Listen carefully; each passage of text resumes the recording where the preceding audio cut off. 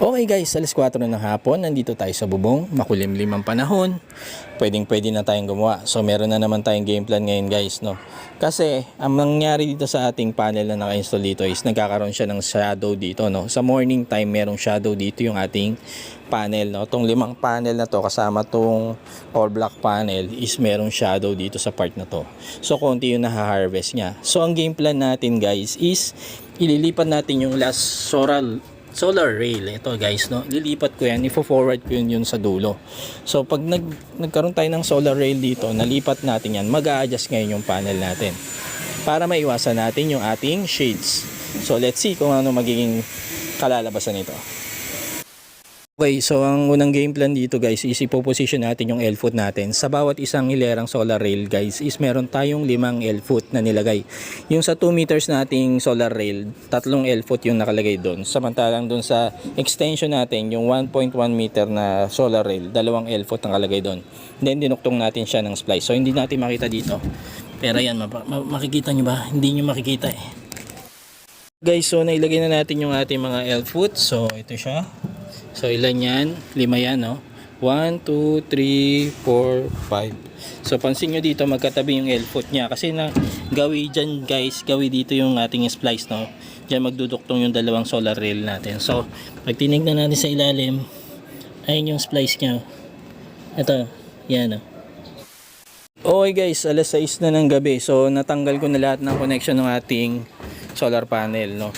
So bukas ng umaga ayusin natin to. Sa ngayong ang magagawa ko lang is pasok ko muna lahat ng panel sa loob ng bahay para magiging mabilis yung pag-ayos natin ng rail. Pati yung ground wire natin, no, ayusin pa natin yan pagka na-relocate natin yung ating solar rail.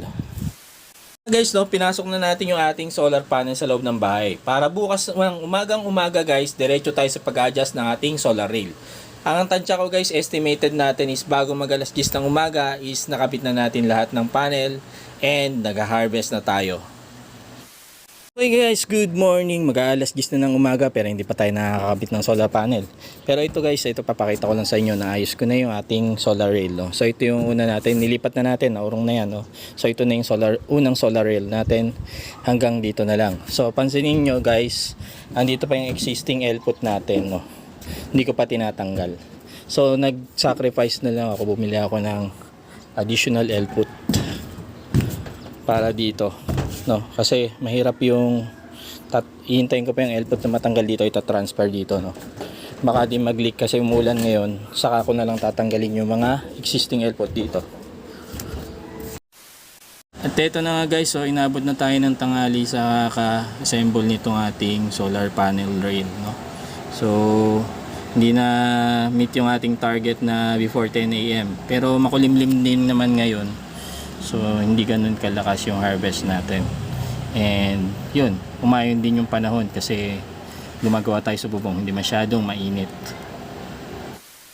Okay guys, 9 o'clock in the morning. So gine-check natin yung na-move natin na solar panels. As you know, nilipat natin yung isang solar rail sa harapan, no? Sa harapan, malapit doon sa gutter side ng ating roof, no? And nakikita nyo yung existing L-foot natin, nandito pa rin siya. So ito yung palatandaan natin nung dating installation natin. So napansin nyo ba, yan yung shadow, oh, no? Visible yung shadow, no? Dati nakatakip dyan yung ating, natatakpan yung ating solar panel dyan. Pero ngayon na na-move na, pansin nyo, no? So bilad na yung ating mga solar panel sa sikat ng araw. So we're not expecting any shades sa ganitong installation natin ang ating solar panels.